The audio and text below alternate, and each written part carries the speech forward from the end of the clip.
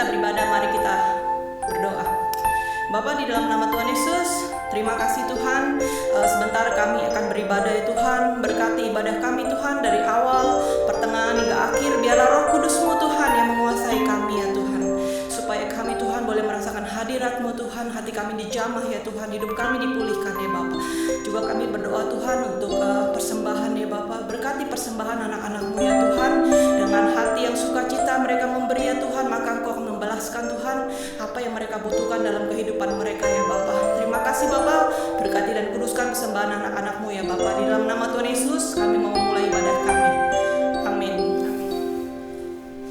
Haleluya. Mari kita berhimpun dan kita mau menyanyi menyembah Tuhan. Semangat Natal akan menguasai hidup kita. Amin. Hai, mari berhimpun dan bersukaria, turut semua ke Betlehem. Marilah pandang Tuhan bala surga, sembah dan puji Dia, sembah dan puji Dia, sembah dan puji Dia, Sang Raja. Bernyanyilah kamu, tentara malaikat, turutlah menyanyi manusia. Pujilah Tuhan, Juru Selamat dunia, sembah dan puji Dia, sembah dan puji Dia, sembah dan puji Dia, Sang Raja. Mari kita katakan, hai mari bersimpul. Hai, mari berhimpun dan bersukaria, turut semua ke Betlehem. Marilah pandang Tuhan bala surga, sembah dan puji Dia, sembah dan puji Dia, sembah dan puji Dia, Sang Raja. Mari kita katakan, sembah dan puji Dia, sembah dan puji Dia, sembah dan puji Dia, Sang Raja. Sembah dan puji Dia, sembah dan puji Dia, Sang Raja. Sembah dan puji Dia, Sang Raja. Sembah dan puji Dia, Sang Raja. Haleluya. Sungguh besar dan ajaib karya-Mu Tuhan. Kami bersyukur Tuhan, kami bisa sebentar lagi Tuhan memperingati kelahiran-Mu. Kami boleh menikmati Tuhan hadirat-Mu Tuhan. Karena di hari kelahiran-Mu Tuhan, kami bisa melihat Tuhan keselamatan daripada-Mu Tuhan. Kau mengampuni Tuhan setiap dosa-dosa manusia Tuhan. Kami bersyukur Tuhan Yesus. Haleluya.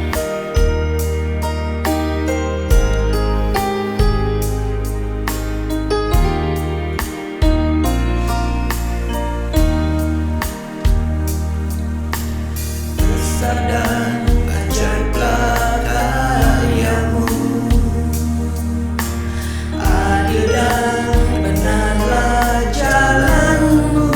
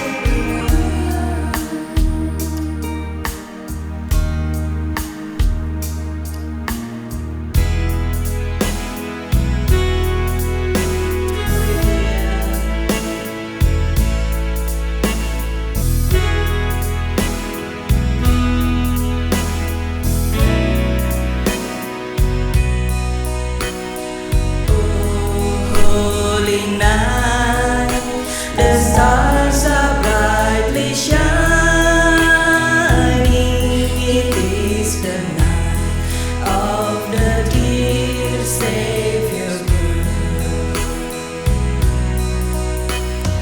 Long lay the world in sin and error pining, till He appeared, and the soul where His word. A thrill of hope, the weary soul rejoices, for yonder praise a new and glorious morn. Fall on your knees, oh, hear the angels' voices on earth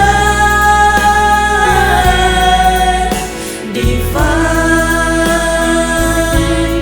Oh, night when Christ was born. Oh, night divine.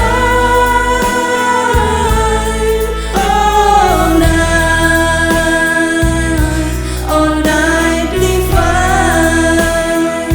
Mari kita nyanyikan lagu ini dengan sungguh-sungguh lagi. Kita tahu bahwa Tuhan Yesus sudah datang di malam yang kudus. Holy night, the stars are brightly shining. It is the night of the dear Savior's birth. Long lay the world in sin and error pining, till He appeared, and the soul fed His word. A thrill of hope, the weary soul rejoices, for yonder breaks a new and glorious morn. Fall on your knees, oh, hear the angel voices on night divine. Oh, night when Christ was born. Oh, night divine.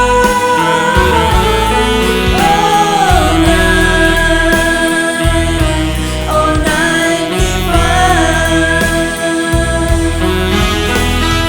Fall on your knees, oh, hear the angel voices on night divine. Oh, night when Christ was born. Oh, night divine.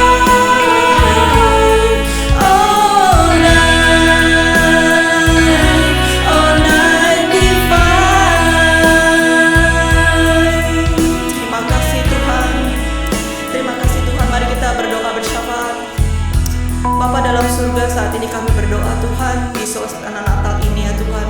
Kami berdoa Tuhan untuk negara Australia ya Tuhan, juga Indonesia Tuhan. Kami berdoa untuk Lawatan Natal Tuhan untuk setiap anak-anak-Mu yang belum mengenal Engkau ya Tuhan. Lawatan anak-anak daripada Engkau Tuhan yang membuat anak-anak-Mu kembali bertobat ya Tuhan dari jalan yang salah ya Tuhan. Supaya mereka boleh menikmati Tuhan kelahiran-Mu Tuhan menjadi kelahiran yang kudus ya Bapa. Terima kasih Tuhan, berkati Perdana Menteri Scott Morrison beserta wakil ya Tuhan, beserta jajaran yang ada ya Tuhan, supaya Australia ini menjadi bangsa yang bertobat, bangsa yang takut akan Tuhan, bangsa yang sungguh-sungguh Tuhan mengambil setiap keputusan ya Tuhan, bedanya yang berdasar daripada-Mu ya Bapa. Kami juga berdoa Tuhan untuk Indonesia ya Bapa, khususnya ya Tuhan untuk masa-masa situasi yang ada ya Tuhan. Kau beri keamanan ya Tuhan, Kau beri kesejahteraan untuk Indonesia ya Tuhan. Kami percaya Tuhan keluarga sanak saudara kami yang ada di Indonesia juga Tuhan boleh menerima Tuhan iman yang sama ya Tuhan, boleh menerima kepercayaan ya Tuhan, supaya berserah kepada-Mu dalam setiap segala situasi ya Bapa. Saat ini kami berdoa Tuhan untuk gereja-gereja-Mu yang ada di Australia ini ya Tuhan, khususnya untuk gereja-gereja yang kami percayai Tuhan, yang kami berada dalam naungan ya Bapa. Kami berdoa untuk JKI Jire ya Tuhan, JKI Host, untuk berdoa untuk Narwastu, berdoa untuk JKI Penua ya Tuhan, berdoa juga untuk HOG ya Bapa. Engkau pakai kelima gereja ini Tuhan menjadi berkat ya Tuhan di negara ini ya Bapa. Berkati gembala-gembala yang ada ya Tuhan, pelayan-pelayan yang ada, bahkan seluruh jemaat yang ada ya Bapa. Engkau ya Tuhan yang melihat segala kebutuhan yang ada dalam hidup mereka ya Bapa, yang sakit ya Tuhan, Kau berikan mereka kesembuhan ya Tuhan, yang berbeban berat ya Tuhan, Kau angkat setiap beban-beban ya Tuhan, beri mereka kesanggupan dan kekuatan Tuhan untuk menghadapinya ya Bapa. Berdoa untuk juga kebutuhan anak-anak-Mu ya Bapa, mereka juga yang sedang mengalami masalah keluarga, masalah keuangan ya Tuhan, apapun Tuhan yang mereka doakan hari-hari ini ya Tuhan. Tuhan, biarlah Natal ini ya Tuhan menjadi suatu jawaban ya Tuhan. Biarlah Natal ini Tuhan menjadi mereka, walaupun mereka belum menerima jawaban daripada mereka semakin percaya kepada-Mu ya Bapa. Terima kasih ya Tuhan, kami berdoa Tuhan untuk setiap Tuhan apa yang sudah jemaat rindukan ya Bapa, baik mereka yang muda, yang tua, anak-anak ya Tuhan. Kau berkati mereka semuanya ya Bapa dengan anugerah-Mu Tuhan. Kami berdoa di Natal ini ya Tuhan, mereka datang kembali kepada-Mu Tuhan, mereka kembali datang menyembah-Mu Tuhan yang sudah jauh ya Tuhan, mereka yang sudah tidak mengalami Tuhan Kau lagi Tuhan, Kau jamah dengan Roh Kudus-Mu ya Bapa.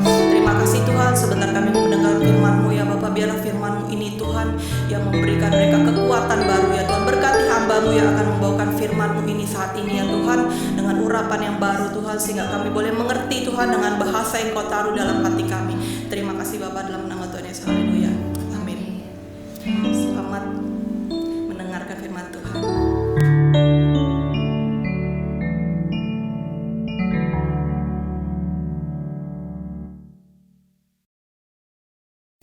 Shalom semuanya, kita sudah memasuki masa-masa Natal, festive season. Kita sudah mulai merasakannya kalau kita pergi kemana-mana. Saya akan membahas sedikit tentang sesuatu yang berhubungan dengan Natal, atau sesuatu dengan Raja Damai, atau sesuatu yang kita katakan sebagai Juru Selamat. Jadi kalau kita ingin judul dari sharing ini atau pembahasan ini, kita berikan Yesus yang lahir ke dunia adalah Raja Damai yang menebus dosa manusia. Nah, seperti ya kita ketahui, ada satu ayat emas yang cukup terkenal dan juga dijadikan nyanyian, di mana Yesaya pasal 9 ayat 6 mengatakan, sebab seorang anak telah lahir untuk kita, seorang putra telah diberikan untuk kita, lambang pemerintahan ada di bahunya, dan namanya disebutkan orang Penasehat Ajaib, Allah yang perkasa, Bapa yang kekal, Raja Damai. Kita akan membahas atau mempelajari apa yang disebut dengan Raja Damai dalam Yesaya pasal 9 ayat 6 ini, di mana Raja Damai atau Shalom dalam bahasa Ibrani-nya. Dan kita teruskan bagaimana soal Juru Selamat ini, atau Juru Selamat. Kalau kita melihat dalam bahasa Indonesia disebut Juru Selamat, bahasa Inggris Savior, tapi dalam bahasa aslinya, bahasa Ibrani, dalam kitab Torah, juru selamat itu dikatakan Moshiach. Juru selamat itu dikatakan Moshiach.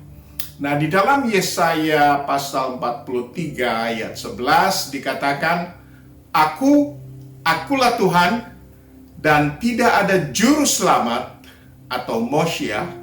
Moshiach itu dalam arti singular dan artinya adalah orang yang tertentu, dan yang dimaksud di sini adalah Yesus itu sendiri.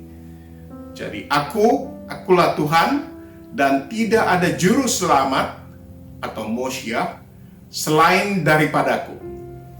Jadi sudah dalam perjanjian lama ini Nabi Yesaya sudah menubuatkan akan ada juru selamat yang akan menebus dosa manusia, di mana manusia sudah berdosa, di mana dosa itu adalah dosa asal kita sebutnya, atau dosa Adam waktu di Taman Eden, dan manusia terpisah dengan Tuhan, dengan penciptanya, dan akan ada Raja Damai atau Juru Damai supaya manusia dapat berhubungan lagi dengan penciptanya, dengan Tuhannya, dan akan dikirim Juru Selamat.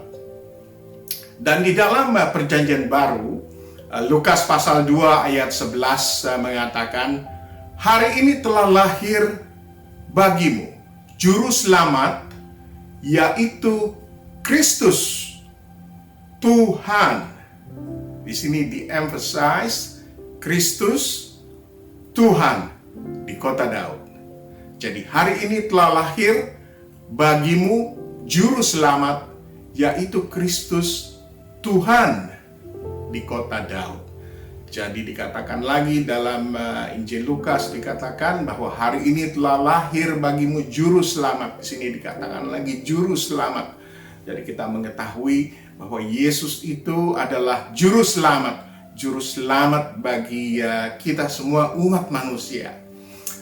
Dan di kitab Yesaya pasal 45 ayat 21b dikatakan, tidak ada yang lain dan tidak ada Allah selain daripadaku. Allah yang adil dan Juru Selamat atau Moshiach. Tidak ada yang lain kecuali aku. Saya bacakan sekali lagi. Di dalam Yesaya 45 ayat 21b dikatakan, tidak ada yang lain, tidak ada Allah selain daripada aku. Allah yang adil dan Juru Selamat atau Moshiach. Tidak ada yang lain kecuali aku. Dan itulah dikatakan kalau kita mengatakan Juru Selamat, di mana Yesus yang lahir ke dunia adalah sebagai Raja Damai dan Juru Selamat yang menebus semua dosa manusia. Dan kita harus mengetahui juga bahwa Maria mengandung Yesus, di mana di dalam kekristenan ortodoks atau agama ortodoks, Maria cukup dipuji, cukup berharga, ya bagi kita pun cukup berharga. Tapi di dalam kekristenan rupanya Maria itu kurang mendapat sanjungan lah, kalau boleh dikatakan ya, mungkin ini kurang tepat. Tapi ada satu di Injil Lukas pasal 1 dari 46 sampai 47, yaitu nyanyian pujian Maria. Maria mengadakan pujian. Dia mengatakan, jiwaku memuliakan Tuhan dan hatiku bergembira karena Allah Juru Selamatku. Itu dia adalah nyanyi pujian Maria, di mana Maria itu sebagai Bunda Yesus, kalau kita dapat bayangkan ya, sebagai kita dalam logika manusia zaman sekarang ini, bagaimana Maria mengandung Yesus selama 9 bulan Dan apa yang dikandungnya itu adalah suatu yang benar-benar berharga. Sesuatu adalah raja dan boleh dikatakan waktu penderitaannya itu, kesusahannya, harus pergi dari satu tempat ke tempat yang lain, dan bagaimana budaya pada saat itu, bagaimana kalau seorang yang belum menikah terus hamil, ya kita dapat bayangkan pada saat itu tidak sesuatu yang mudah kalau kita baca di Alkitab ya.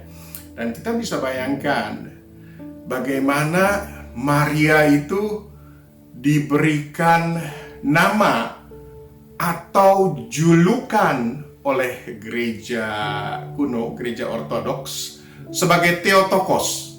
Theotokos atau God's bearer, ya, sebagai yang membawa Tuhan sendiri yang untuk reinkarnasi sebagai manusia untuk menebus dosa kita semua. Jadi Maria diberikan julukan sebagai Theotokos atau God's bearer oleh gereja ortodoks. Kita bisa bayangkan bagaimana di gereja ortodoks atau saudara tua kita dari Katolik, mereka begitu mengagungkan dan memuliakan Bunda Maria. Kita dapat memahaminya sekarang, mengapa itu sampai seperti itu.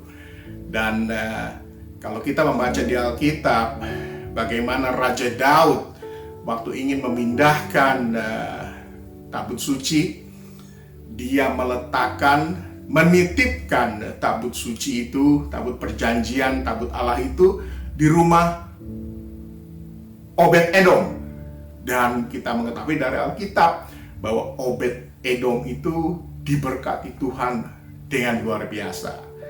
Dan Obed-Edom itu adalah orang Filistin. Dan kita mengetahui ya mungkin sesuatu yang bertentangan, bertolak belakang, bahwa Raja Daud mengalahkan Goliat waktu bangsa Israel berperang melawan orang Filistin. Tapi Obed-Edom sendiri berasal dari bangsa Filistin. Dan tabut Tuhan dan tabut perjanjian dititipkan di rumah Obed-Edom. Ya, itulah dia Alkitab kita. Dan sebetulnya sekarang kita masuk dalam membahas Natal. Apa itu Natal? Kenapa Yesus dilahirkan di kandang domba? Kadang-kadang kita sebagai Kristen suka ada pertanyaan dari orang yang belum menerima Tuhan Yesus, atau dari orang dari agama lain, atau meskipun dari ateis sekalipun, dikatakan, kenapa Tuhan Yesus itu lahir di kandang domba? Kenapa enggak di istana raja misalnya, atau di tempat yang layak, di tempat yang pantas? Memang ini adalah suatu, saya harap kita dapat memberikan penjelasan sebagai orang Kristen, dan saya memberikan insight tentang cerita kenapa Yesus harus dilahirkan di kandang domba. Cuman kita harus mengetahui bahwa kandang domba ini bukan kandang domba sembarangan. Bahwa kandang domba ini adalah kandang domba yang ditempatkan di Bethlehem Efrata, adalah tempat yang disebut Migdal Eder. Apa itu Migdal Eder? Migdal Eder artinya menara kawanan domba. Jadi ya sebetulnya di mana di Bethlehem Efrata itu ada satu tempat yang disebut Migdal Eder, dan tempat itu khusus untuk menampung domba-domba yang untuk persembahan ke Bait Allah. Nah, ini sebagai domba korban, dan tempat ini khusus, dan tempat ini di bawah pengawasan Imam Agung. Jadi di Bethlehem Efrata itu dekat ke Yerusalem, ada satu tempat yang disebut Migdal Eder. Dan Migdal Eder itu bukan sembarang kandang domba. Dan itu adalah tempat yang dikhususkan, tempat yang kosher, yang halal untuk persembahan domba di Bait Allah. Jadi memang kalau kita membaca dari Alkitab, semua penginapan penuh tempatnya. Jadi Maria dan Joseph harus melahirkan di kandang domba. Tapi kandang domba itu bukan sembarang kandang domba. Inilah dia rencana Tuhan yang tidak ada seorang pun yang dapat mencegah apa yang Tuhan inginkan. Ya memang harus seperti itu. Sebab Yesus adalah anak domba Allah yang datang untuk menghapus dosa manusia di dunia. Jadi ini adalah dengan sengaja Maria harus melahirkan bayi Yesus di kandang domba, cuma bukan sembarang kandang domba, tapi kandang domba yang di Bethlehem Efrata, di mana yang disebut Migdal Eder, di mana Migdal Eder itu adalah tempat menampung, mengumpulkan domba-domba, anak domba yang nanti akan dipersembahkan di Bait Suci, di Bait Allah. Jadi ini bukan sembarangan tempat, dan ini profetik sekali ya. Oke. Dan kita akan membahas, saya akan memberikan insight tentang Raja Damai. Dalam kitab Yesaya dikatakan, penasihat ajaib, Allah yang perkasa, Bapa yang kekal, Raja Damai. Dan Raja Damai itu dalam bahasa Inggris disebut Prince of Peace, dalam terjemahan Indonesia disebut Raja Damai, dan di dalam kitab aslinya ini disebut Shar Shalom, Raja Damai, Shar Shalom. Dan bagi umat Kristiani ini dianggap gelar untuk Sang Mesias, Shar Shalom ini. Oke. Now, Shalom itu dalam bahasa Ibrani bisa sebagai akar kata dari sang pelunas, aman, atau penuh. Jadi, Shalom itu diungkapkan sebagai, kalau kita menggunakan bahasa Indonesia, sebagai sang raja yang melunasi hutang-hutang. Jadi Shalom, Shar Shalom itu adalah Raja Damai, dan bagi umat Kristiani itu sebagai gelar untuk Sang Mesias. Oke. Now, kalau kita mendengarkan lagi dalam Yohanes pasal 19 ayat 30, ayat yang begitu terkenal sekali, yang di mana Yesus di atas kayu salib mengatakan sudah selesai, atau lebih terkenalnya kita mengetahui bahwa tetelestai. Oke.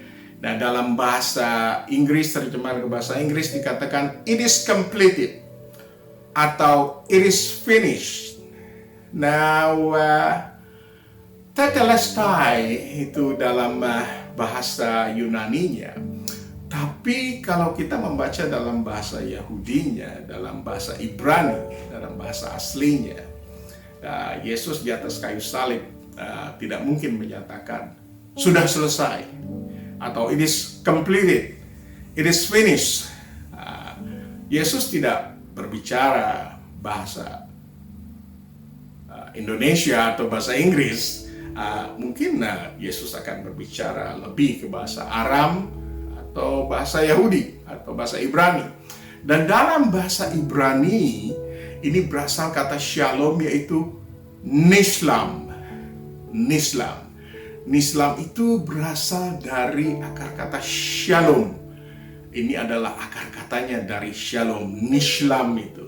Dan nishlam itu adalah raja yang mendamaikan hubungan Tuhan dan manusia yang terputus karena dosa Adam di Taman Eden. Jadi nishlam itu boleh dikatakan pembayar hutang. Hutang apa? Hutang dosa kita semua. Hutang dosa Anda dan saya. Jadi sudah dilunasi. Dan Tuhan Yesus di atas kayu salib menyatakan, kalau boleh saya mengatakannya dalam bahasa Aram atau bahasa Ibrani, Tuhan Yesus di atas kayu salib mengatakan nishlam. Nishlam yang berarti dari kata shalom, yang mempunyai pengertian sudah lunas dibayar, sudah aman, sudah penuh, semuanya sudah dilunaskan dan semuanya sudah didamaikan. Sebab hubungan Tuhan dan manusia yang terputus karena dosa di Taman Eden. Jadi kita tahu sekarang akan ada dua hubungan di mana berita kelahiran dan berita kematian Yesus sebagai korban dosa untuk penebusan dosa itu berhubungan erat dan berkaitan. Kalau kita membicarakan kelahiran Tuhan Yesus, kita juga membicarakan kematiannya. Sebab Tuhan Yesus yang reinkarnasi sebagai manusia, dilahirkan ke dunia, mempunyai tujuan, mempunyai purpose, yaitu untuk menghapus dosa manusia sebagai domba tebusan, sebagai domba, sebagai korban. Domba adalah korban penebusan dosa manusia untuk dosa kita semuanya. Jadi itulah kira-kira insight dari Yesus yang lahir ke dunia, adalah Raja Damai yang menebus dosa manusia, di mana dia dilahirkan, tapi dia pun harus wafat di kayu salib untuk menebus dosa kita manusia. Dan darahnya adalah darah dari anak domba yang tidak bercacat celah, yang menjadi tanda, menjadi lambang sebagai penghapusan dosa kita semuanya. Saya rasa itu saja cukup untuk sharing saya pada saat ini. Saya mengucapkan selamat Natal. And God bless you all. Stay safe. Semoga tahun 2022 kita lebih diberkati dan kita makin dekat kepada Tuhan, supaya kita tahu bahwa kita telah diselamatkan oleh Tuhan dan dengan kasih-Nya yang begitu luar biasa.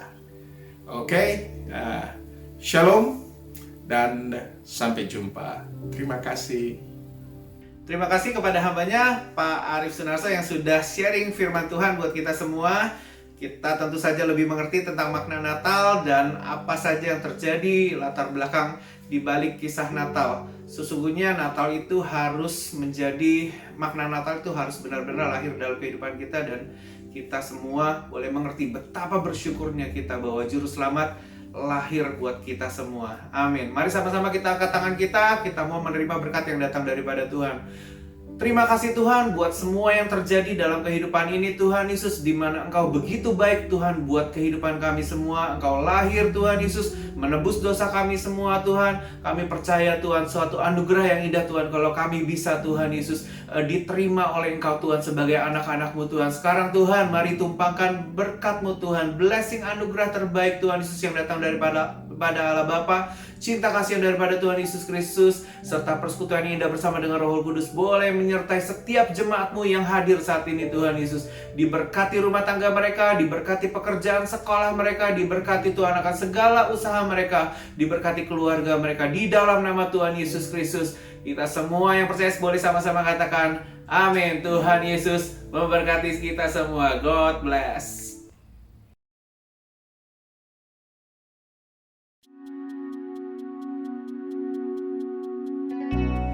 Terkagum ku memandang